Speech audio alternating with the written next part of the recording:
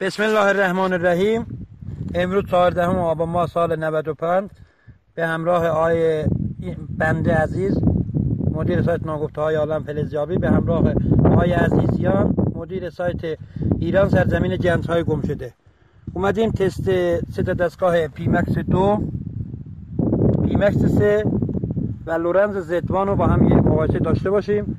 شرایط برای هر سه دستگاه برابر و مساویه. فلزای ما 40/40 50/50 و 35/35 و 25/25. حالا میخوام ببینیم که هر سه تا دستگاه قدرت سنسشون چجوریه. خب دوستان عزیز، اول تست رو با پیمکس 2 شروع می‌کنیم. عمقمون اندازه می‌گیریم.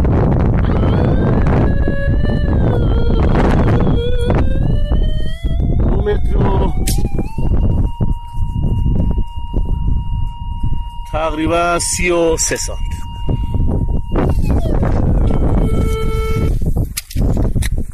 خب اول با فلز بزرگ شروع میکنیم.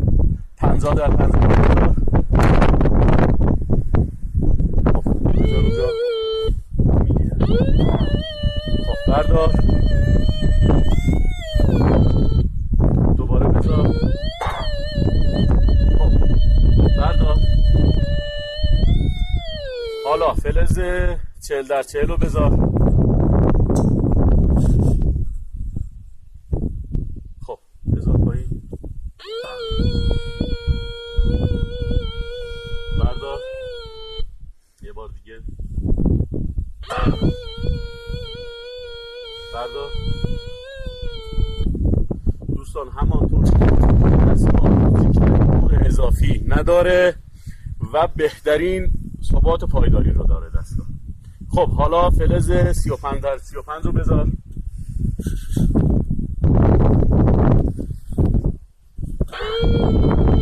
به راحتی سنس میکنه دستگاه.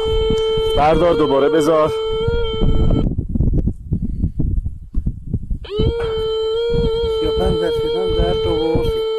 خب این از عمق پیمکس 2. حالا اینو خاموش میکنیم. دستگاه لورنز زدوان رو میاریم. خب حالا دستگاه لورنز زدوان رو تست میکنیم. این تنظیمات دستگاه لورنز زدوانه. ببینید تنظیماتشو. خب حالا دستگاه رو بالانس میکنیم.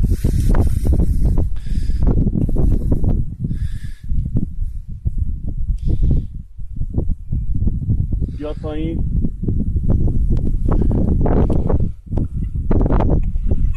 خب دستگاه رو بذاریم تو حفره.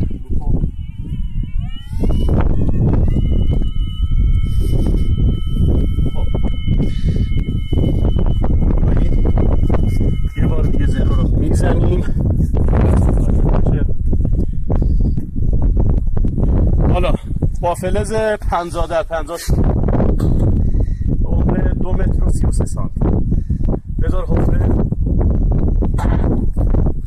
خب دوستان همانطور که میبینید کوچکترین واکنشی نشون نمیده دستگاه. حالا بچسبون به سقف که بشه عمق بشه 2.10 که عمق بشه 2.10 یا 2.20 نهایت 2.20. به زور بچسبون به سقف. به زور میگه 50 تو 2.10 به زور میگه. اینم از تکنولوژی آلمان. بله. خب حالا فلز کوچیک‌تر رو بذار. 40/40 رو بذار حفره. داخل حفره هیچ واکنشی نشون نمیده و به هیچ آماس هست. بچسب سقف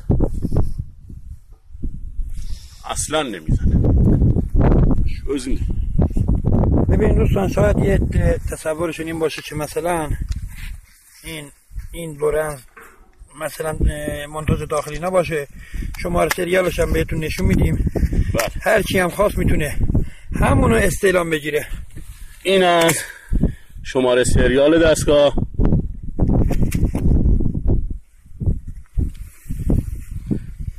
این هم که خود دستگاه. اورجینال بس ساخت شده آلمان، خریدار شده از شرکت دپار ترکیه که معتبرترین شرکت فلزیاب در خاورمیانه است. معتبرترین شرکت، این از اونجا خریداری شده. خیالتون از این بابت راحت باشه. همونطور که دیدین توانایی سنس یه فلز 50 تو عمق 2.38 یعنی تو 2 به زور زد 50 در 50. پیمکس رو دورم دیدیم. بعد از این میرسیم به تست فلزیاب پیمکس 3. همونطور که مشاهده فرمودین تست لورنز ادوان رو گرفتیم همراه با پیمکس 2. الان میخوام پیمکس 3 رو براتون تست بگیریم. اینم تبلتشه. خب خیلی خوب. خیلی خوب. بفرمایید عزیز. بله هستیم در خدمت دوستان. اول با فلز بزرگ کنیم 50 در 50 رو بذار داخل حفره. بله. خب بردار. خب یه بار دیگه بذار. بردار. خب حالا 40 در 40 رو بذار. خب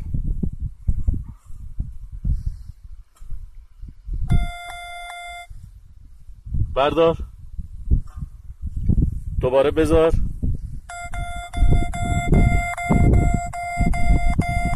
خب بردار. حالا فلز 35 در 35 رو بذار.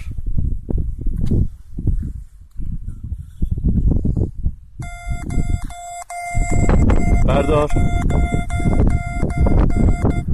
یه بار دیگه بذار.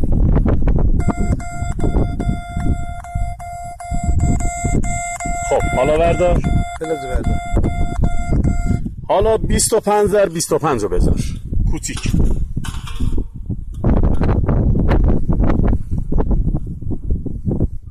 خب بچسبون به سقف.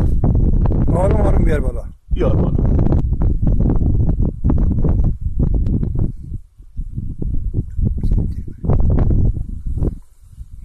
بیار بیرون.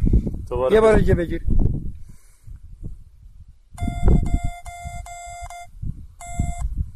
یه ذره بیار بالا. خیلی خوب. همونجا نگه دار. متر بگیریم ببینید چقدر میزنه.